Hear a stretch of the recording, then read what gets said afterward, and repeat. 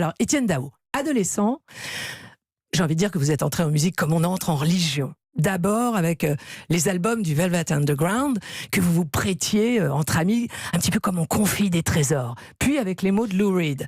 À 15 ans seulement, à peine, 14 ans et demi, fasciné par Londres, eh bien, vous alliez y travailler comme groom dans un hôtel. Et avec l'argent empoché, vous achetiez des disques introuvables en France.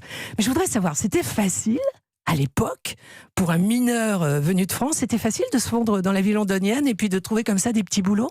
Alors en fait, ça a été à Manchester. À Manchester. J'avais menti sur mon âge, j'avais envoyé, parce que je vivais avec ma mère qui avait assez peu de moyens, et donc pour m'acheter des mobylettes ou je sais pas, des disques, enfin voilà, je travaillais tous les étés. Et donc j'avais écrit un petit peu partout, et c'est la seule réponse que j'avais eue. Et donc je suis parti à Manchester, voilà, j'ai pris le ferry. Et vous aviez raconté que vous aviez 18 ans. Oui. Et ils vous ont cru. Et quand je suis arrivé, ils m'ont gardé. Donc ils m'ont un peu rétrogradé par rapport à la place qu'ils auraient pu me donner. Mais donc voilà, ils m'ont mis une blouse et je portais les petits déjeuners. Enfin, il y avait toujours quelque chose. Et ça a été vraiment un moment pour moi de magie et de liberté. Parce que j'ai vraiment découvert la vie, beaucoup de ses aspects, voilà. À ce moment-là, et en accéléré. La vie en accéléré, et puis toujours, bien sûr, la musique, parce que, bon, en Angleterre, dans les années 70, on était plutôt sur le glam rock, vous avez découvert le reggae, et surtout l'émergence du mouvement punk. En fait, on était très très loin du disco. En Angleterre. On était assez loin du disco, et bizarrement le disco, j'ai apprécié le disco longtemps après.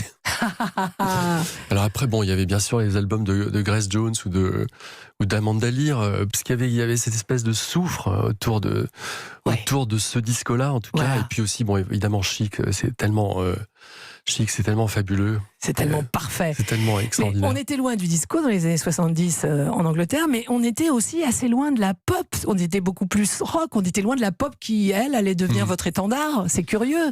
Parce que le phénomène Beatles commençait comme ça à reposer comme un soufflet qui descend, non? Ah oui. Enfin, le mouvement punk a été un rise-marée. Ouais. C'est-à-dire que plein de jeunes gens qui savaient ni chanter ni jouer prenaient des guitares, montaient sur scène, et c'était l'envie de renverser toute la génération précédente qui portait barbe, cheveux longs et sabots. Et vous aussi, vous aviez cette envie? Oui, bien sûr, j'ai été emporté parce qu'on avait l'impression de participer à quelque chose. Et puis c'était aussi, on parlait de No Future, mais en même temps c'était un moment assez romantique. Il y a eu une envie de libération. Et puis on avait la sensation que nos aînés s'étaient gourés, quoi. Surtout. On a toujours la sensation que les aînés sont gourés.